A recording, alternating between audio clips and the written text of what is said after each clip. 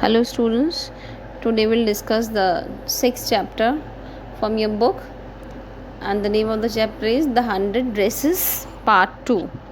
This is the continuation of the previous lesson, uh, in which the Wanda was teased by the student, and this lesson begins with all the students of the room number 13 having a look at the wonderful drawings of the Wanda. Okay,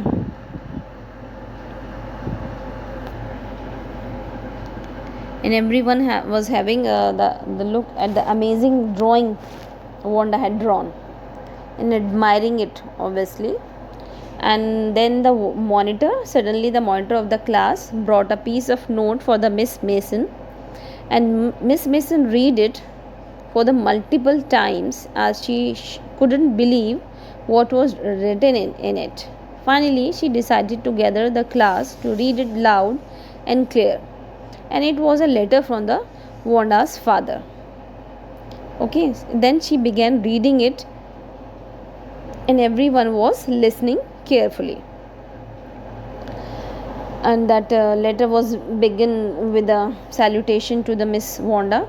Dear teacher, Wanda's father conveyed his intention of not sending both of his children, Wanda and Jake, to school anymore.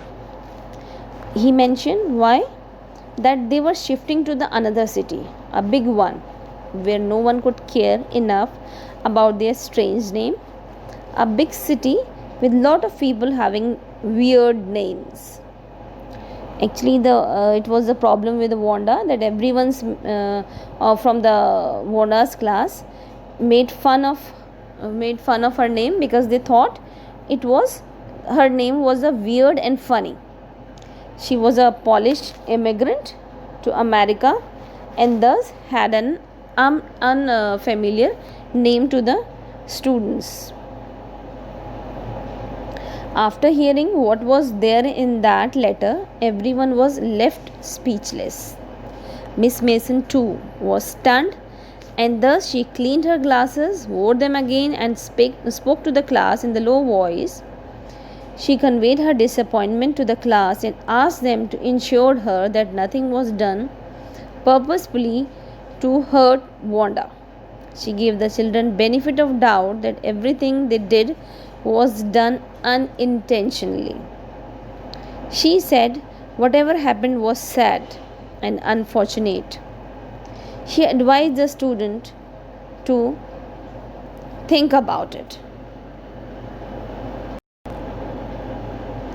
Everyone began thinking about what was written in that letter and how each one of them made Wanda feel. In their first period, Maddie couldn't concentrate on her studies as she felt sick for not shopping Peggy at the right time. Had she stopped Peggy for playing that dress game with Wanda? Okay, Peggy को ये रहता था कि वो Maddie को रहता था कि वो पैगी को रोक दे कि वो वांडा की ड्रेसेस का मजाक ना बनाए, लेकिन वो ऐसा नहीं कर पाई थी क्योंकि उसको लगता था कि वो ऐसा करेगी तो वो अपना बेस्ट फ्रेंड खो देगी.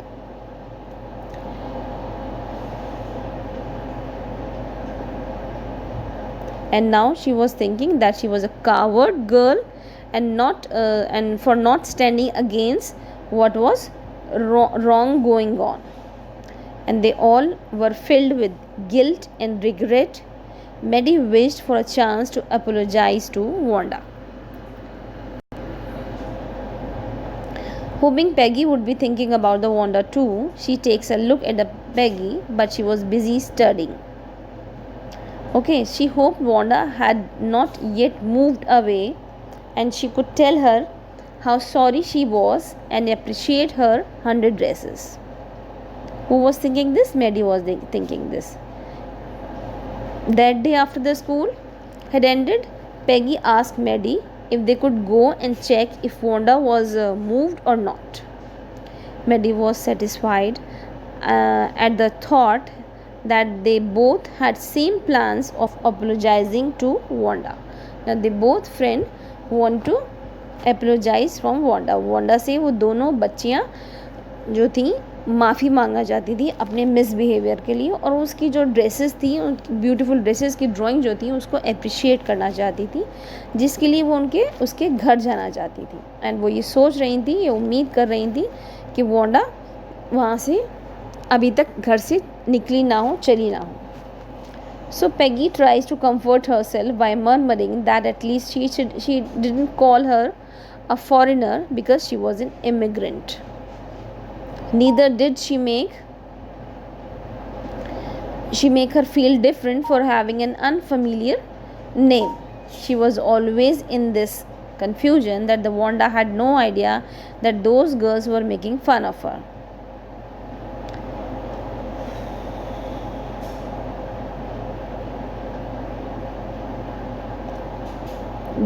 They saw a white and they move ahead towards the Wanda's house. They saw a white little house up there, which they thought was the place where the Wanda lived. The house and its surroundings were shabby but clean, just like Wanda's worn out blue dress. Thin bunches of the grasses grew along the path that led to the house. They resembled thin kittens. No one could be seen around the house. They knocked both at the front and the backyard doors, but to their disappointment, there was no answer. So Maddie and Peggy, they both reached at the Wanda's house with this hope that she must be there, and then they apologize to Wanda and could appreciate her dresses. But unfortunately, there was no one. So class, that's it for today. I'll continue this chapter in my next lecture.